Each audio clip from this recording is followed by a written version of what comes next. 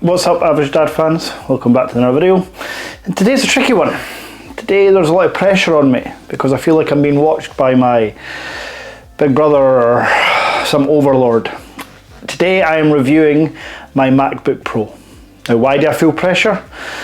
Well, because during the lockdown, the only thing that got me through the mind-numbing boredom of that 2-year time period was taking up this. Reviewing tech, starting a YouTube channel, editing videos, and work and family, all that stuff. There's no point in my life that hasn't involved using technology, and particularly the 2021 MacBook Pro. I want to tell you all about my 7 months with the MacBook Pro. Yeah, join me on this journey. This will be a good one. Let's go.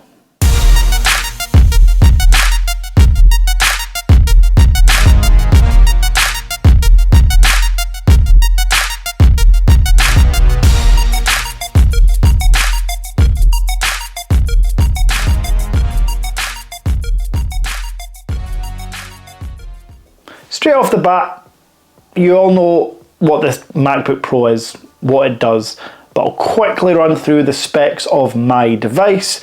I purchased the 2021 MacBook Pro 16-inch, the big heavy bad boy. I got the M1 Pro chip with a 16-core GPU and the 1TB of SSD storage. I paid round about £2,400, whatever that is in dollars. So first things first, price. Yes, absolutely, £2,500 for a piece of technology is expensive, it just is. But I'm going to tell you why and show you the numbers behind why I can justify it, and why you should too if you haven't upgraded for a while. So, let's talk numbers. £2,400. Can we all agree that somewhere between £1,000 and £1,500 is where most laptops, decent laptops, would kind of cost you? Yeah? So let's say we're £1,000 over that for the MacBook Pro. Okay. I can guarantee you that my MacBook Pro, for my work stream using Final Cut Pro, saves me on average about an hour per video. That's the rendering, the editing, airdropping, doing all this stuff that is so handy for me to do with my MacBook Pro. It works within my life seamlessly. So can we all just say an hour per video? And that's been generous. I've probably saved a hell lot more time, bearing in mind that moving from my 2017 iMac to the M1 Mac Mini saved me at least 30 to 45 minutes per video. So moving from the M1 Mac Mini to this is another 30 minutes potentially per video, but I'll be conservative, I'll say an hour. 2 videos per week, 1 hour per video, that's 2 hours per week, 52 weeks in a year, that is 100 and X amount of hours. Let's just say 100 to keep it a nice round figure. We've already decided that the MacBook Pro is about £1,000 more expensive than another laptop with a inferior Intel chip. Sorry, that's my first little stab there. 100 hours, £1,000, £10 an hour. Essentially, what I'm trying to get at is this is saving me over 100 hours per year. You work out your hourly rate. That, I tell you now, 100 hours times my hourly rate for my normal day job is well over £1,000. So again, I've justified it for me. You don't have to justify it for you. If you've got an already decent laptop that you're using, that's absolutely fine. But I want to move on from price. This is the 7-month review after all. Design, basic. Basic yet stunning, somehow. This all aluminium and like perfectly precisioned outer body shell weighing around £4 or £5 if you've got the 16-inch is just phenomenal. It's an absolute workhorse, it's a beast. It's going to take a lot of wear and tear like mine does. Any of the clips you see here, I've not spent ages cleaning the device down. I use this every day. Part of the reason why this has been such a hard video to make and a longer process for me is because I use this laptop every day. And you can see from the pictures that you're seeing, design wise, does what it needs to do. It's absolutely stunning. It has no scratches or dents or anything after over half a year of use. The keyboard is absolutely stunning. Thank goodness for Apple reverting back to the way a keyboard should be laid out. When they went through the whole butterfly scissor switch, I'm like, come on guys, you can do this. Bring it back. And they did. In spades actually. The keyboard is brilliant. I mean, I must confess, most of the time my MacBook's on a dock, so I'm actually not using the built-in keyboard, I'm using the Logitech MX keys. Not a sponsor, but very good keyboard. And then that trackpad, that wonderful carbon fiber D-brand coated trackpad that you can see here. Yeah, I don't use that either because my laptop's mostly always shut. But I've got the Apple trackpad too, and it works just the same as the built-in trackpad on the MacBook. Again, perfect design-wise, huge trackpad, beautiful key travel on the keyboard. What else is there to say? Well, actually quite a lot. Look at that screen. My 16.1-inch MacBook Pro display with its mini LED technology, its 120Hz refresh rate with its HDR10+, its absolutely beautiful 600 to 1000 nits of brightness on a laptop is, yeah, stunning, amazing. What else? Speakers. Well, listen for yourself.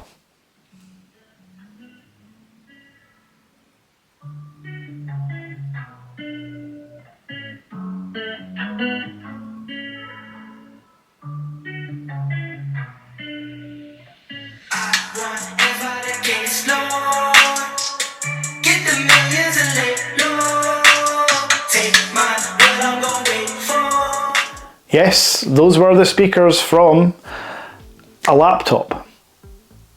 So when I talked about price at the start and trying to put a monetary value or saving per video or per hour or whatever you want to do, that's not mentioning all the other hardware benefits you get from buying a MacBook, like the screen, like the speakers. Then all the software. If you've got an iPhone, if you've got an Apple Watch, if you've got an iPad, any other Apple device, it will integrate seamlessly with the MacBook Pro. Every time, no faults, it will just work.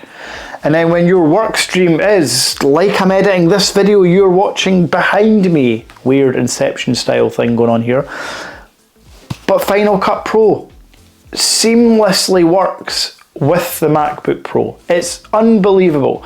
And if you don't use that, if you use Premiere or whatever else you're using, Resolve, it's going to work perfectly because of that Rosetta software that essentially translates to the Mac operating system and just works perfectly and does produce quicker times than Intel. So again, this isn't about Mac v Intel for me, because to be honest it's not even a fair fight, but it's just about my experience with the MacBook Pro. And for me personally, it just works really well.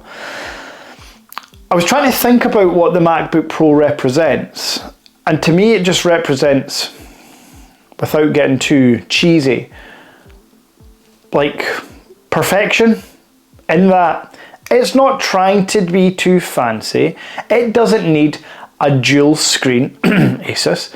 It doesn't need a touch screen bottom, a touch screen, a rear display. It doesn't need all that, because what it wants to do for you is make sure your work, your play, everything works instantly.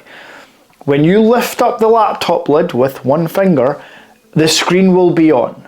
When you put your finger on the Touch ID button, it will work first time. When you want to use a webcam, it will work perfectly in pretty good quality with those studio microphones that will sound phenomenal for a laptop webcam. If you want to charge it, the MagSafe charger will connect perfectly. It will line itself up. You will get the 96 watts of charging or more if you've got the 16-inch MacBook Pro. You can charge all your other devices for it. I know, I'm gushing, but that's okay. You can turn off at any point you want. I'm here to tell you that this is the best laptop money can buy, no matter what the price. What Apple done as well, and I admire Apple for this, Apple used the MacBook Pro to test the waters a lot of time. They tried to branch out, they tried something different. They tried the butterfly keyboard, they tried the touch bar, they tried making it smaller, they tried taking away ports, taking away MagSafe. Some things worked, some things didn't. But what Apple have done with the 2021 MacBook Pro is listened to customer feedback, and nobody can deny they haven't. They have absolutely listened to what the customer wants, and they've given you the perfect keyboard, the perfect screen, the perfect trackpad, MagSafe, an SD card reader, USB-C ports, Thunderbolt ports, an HDMI output. They've given you it all, and there's nothing more I can add. It's perfect. With other devices from Mac, you would have to survive, or you couldn't survive without a dongle. It just wouldn't have happened. Well, no longer the case. Unless you need some USB-A accessories attached, then you do need a dongle, which, confession, I do.